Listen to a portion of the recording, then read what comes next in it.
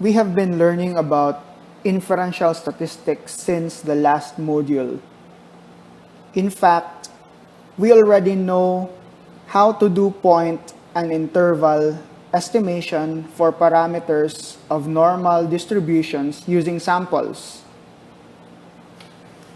Okay, so we have a population size capital N, and then we have the parameters of the population, the mean and the standard deviations, or the variance. And then we have already learned how we can estimate those parameters using a sample of size small n, and then we'll get the sample mean and then the sample variance. Okay, so however, we often have preconceived ideas about what the values of the parameters might be. So we have preconceived ideas about these. Okay, so maybe we feel that the population mean is somehow more or less equal to, say, 3. And then the population variance might be equal to more or less 2.5.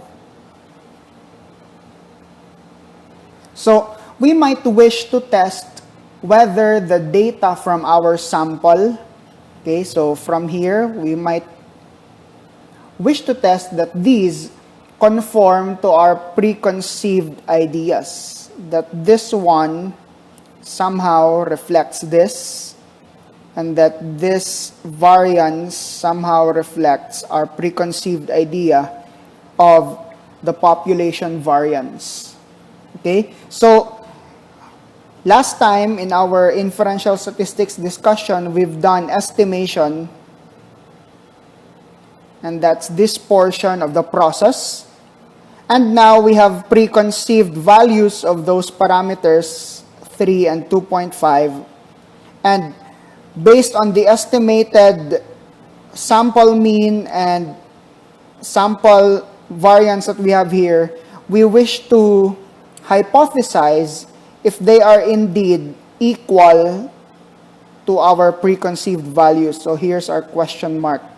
So this is where hypothesis testing comes in.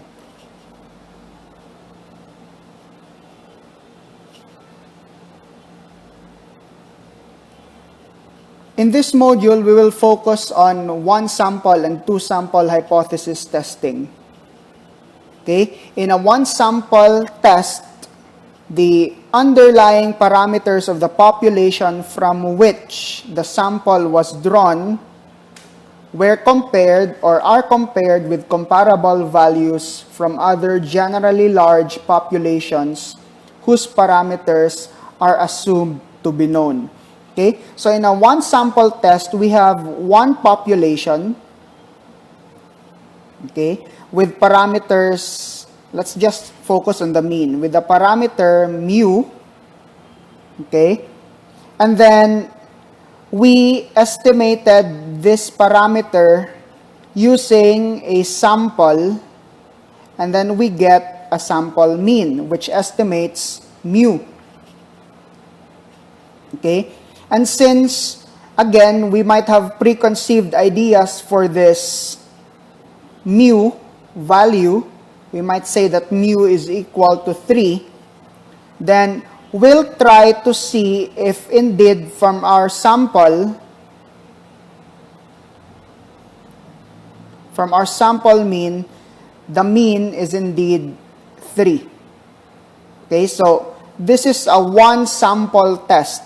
One sample because you only got samples from one population, which is this one.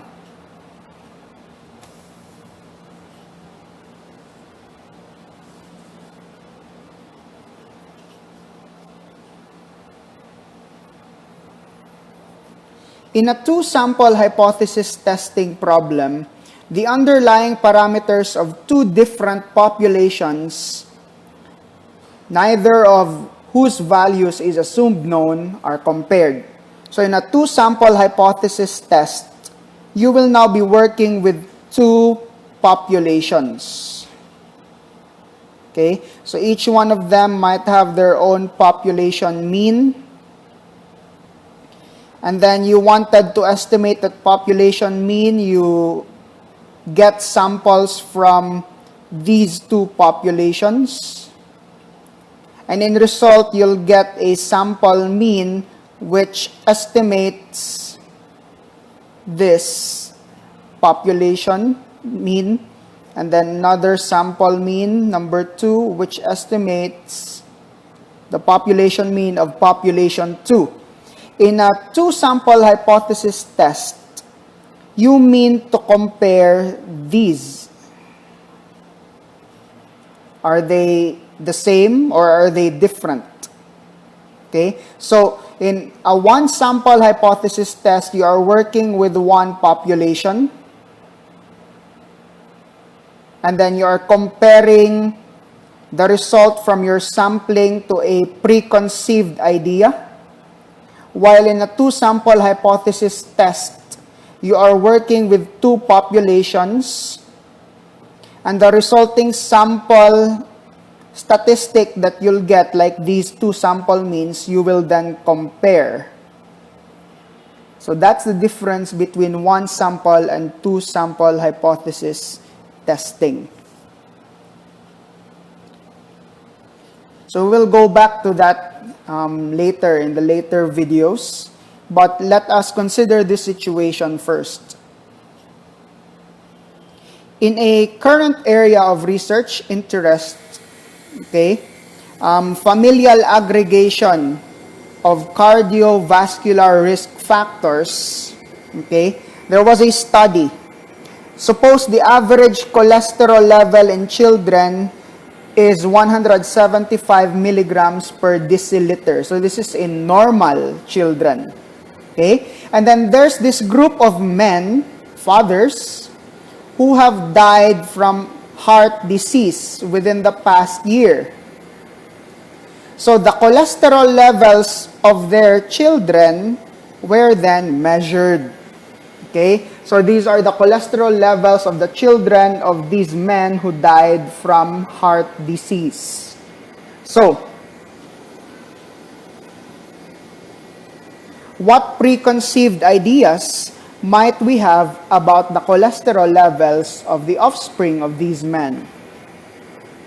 Okay? So firstly, we might say that the average cholesterol level of these children, the offspring of the man who died from heart diseases, is actually just 175 milligrams per deciliter. In other words, no difference from the average cholesterol level in children. But we can also have something that opposes or that's different from this preconceived idea, because we are not so sure. Our second preconceived idea might be this, that the average cholesterol level in these children is greater than 175 milligram per deciliter, greater than what's normal for children. Okay? And take note of the direction that we have went with here, greater than. Why didn't we say less than? Well, logically speaking, since these are children of men who died from heart disease, then our intelligent guess will be that their cholesterol levels are greater than 175 milligram per deciliter, or the normal, instead of saying less than. Okay? So there is a direction based on the information we know from the problem. So, these are actually the hypotheses, okay, the preconceived ideas. The first hypothesis that we have here is called the null hypothesis, okay? The second one is called the alternative hypothesis. So, the null hypothesis is symbolized by H sub 0, or you can say H sub O, and the alternative hypothesis is symbolized by H sub 1 or H sub A. So ultimately, we want to compare the relative probabilities of obtaining sample data that support each of these contradicting statements. So the null hypothesis is the one that we are supposed to test. So we are supposed to test this. We are supposed to test the null hypothesis. When the evidence from our samples, say we get samples from these children of those who died from heart disease, when the evidence proves that the null hypothesis is false, then we will reject the null hypothesis. And instead, we adopt the alternative hypothesis. Okay? So, it is, however, impossible to prove something in science as true. Okay? No scientist would try to prove a fact as true. Instead, in science, we have this philosophy that if a particular fact happens to be false in a small scenario, then that fact is proven wrong. So science and math, they both like proving people wrong, not proving them correct. Okay? So it is impossible to prove a null hypothesis to be true. So it's really impossible to say that, oh, this null hypothesis is true. Instead, when the evidence from our samples is not enough to prove the null hypothesis is false, then we fail to reject the null hypothesis. We therefore accept it.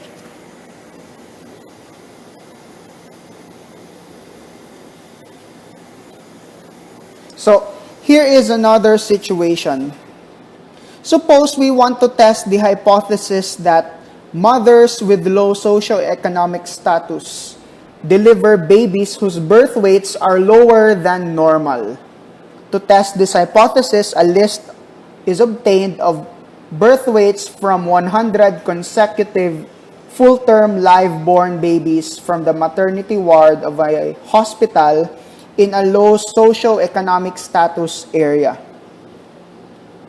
So, the mean birth weight, the sample mean birth weight was found to be 115 ounces with a sample standard deviation of 24 ounces. So suppose we know from a nationwide survey based on millions of deliveries that the main birth weight in this particular country is 120 ounces. Okay? What distribution in this particular scenario are we concerned about here? Well, we are concerned or interested with the distribution of the population of birth weights from these mothers. Okay? So, we obtain 100 samples of birth weights from this population, this low SES population, which we might assume as normally distributed. And then we got a sample mean of 115 ounces and a sample standard deviation of 24 ounces, which are unbiased estimators of the population mean mu. So, and the standard deviation of the population respectively.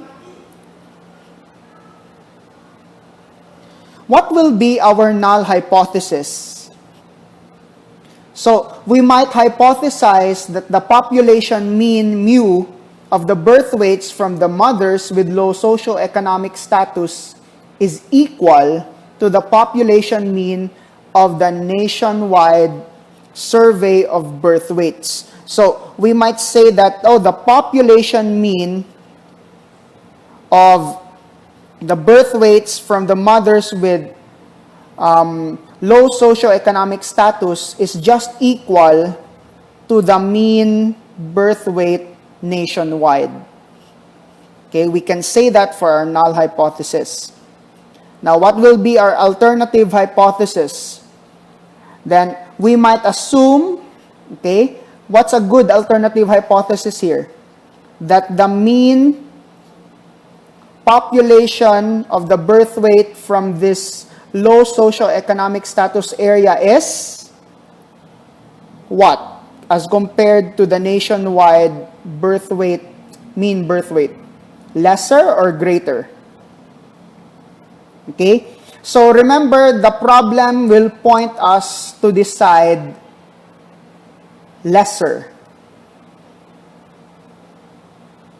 Okay? And why do we choose lesser? Okay? And that's because these are mothers from low socioeconomic status areas. And indeed, based on our sampling here, the 115 ounce seems to be lesser than 120 ounce nationwide. Okay, so thus we can use these mathematical expressions. So there are mathematical expressions for the null and the alternative hypothesis. So when we perform hypothesis testing, 4 outcomes are possible. Okay, as we can see here.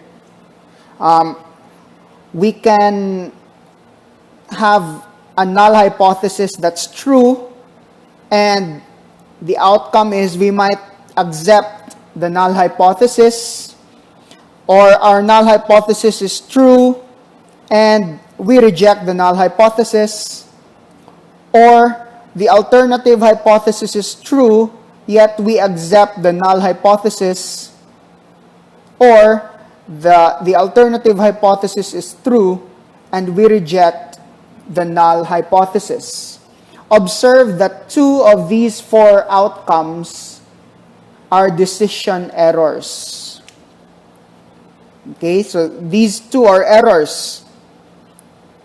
So when you reject the null hypothesis, when in fact it is true, then you have committed a type 1 error. When you have accepted the null hypothesis, when in fact the alternative hypothesis is true, then you have committed a type 2 error. So let us go back to this example. What will be a type 1 error here? Okay, so the type 1 error here is when we reject our null hypothesis that the mean birth weights from the mothers with low socioeconomic status is equal to the mean birth weight nationwide, when in fact it was true, and then we rejected it. So as a result, if we were the government, then we might put in unnecessary efforts and funds in improving these mothers and their newborn situations, when in fact they don't really need it. Okay, so there's a consequence when you commit that type 1 error. What about our type 2 error? What could be a type 2 error here? When we accept our null hypothesis that the mean birth weight from the mothers with low socioeconomic status is equal to the mean birth weight nationwide, when in fact it was not true, and that the mean birth weights from the mothers with low socioeconomic status was really lower than the mean birth weights nationwide, then we have committed a type 2 error. So again, if we were the government and we committed the type 2 error, what could be the consequence? Okay, the government might think there was really no problem with this group of mothers and their newborns. And so because we think there was no problem, we neglect their needs and we fail to solve an otherwise serious social problem. So you see, both in the type 1 and type 2 errors, there are consequences. So which of these errors do you think is worse? Okay? So both type 1 and type 2 errors often result in monetary and non-monetary costs. If you were to ask me, I think committing the type 2 error is worse because you continue to neglect a problem, okay? And the problem that will not be addressed will become a bigger problem in this scenario. So I'd rather waste my money in helping people who didn't really need my help than neglecting the problem, which I think is non-existent. The probability of committing a type 1 error in hypothesis testing is denoted by alpha. So here we have alpha again. Okay? And that's the probability of committing a type 1 error. It is also known as the significance level of the test. And the probability of committing a type 2 error is symbolized by beta. Although there is no direct relationship between alpha and beta, the higher alpha is, usually the lower beta will be. In other words, the more probability that you'll have of committing type 1 error, the lower probability of committing type 2 error you'll have. And then we have what we call as the power of the test. Okay? So definitely this is a positive aspect of the test. The power of the test is 1 or 100% minus the probability of committing a type 2 error. In other words, the power of the test is the probability of rejecting your null hypothesis when the alternative hypothesis is true. So in the next lectures, we will talk more on how we can, or we will talk more on examples on hypothesis testing and how we can use Microsoft Excel to make our work easier.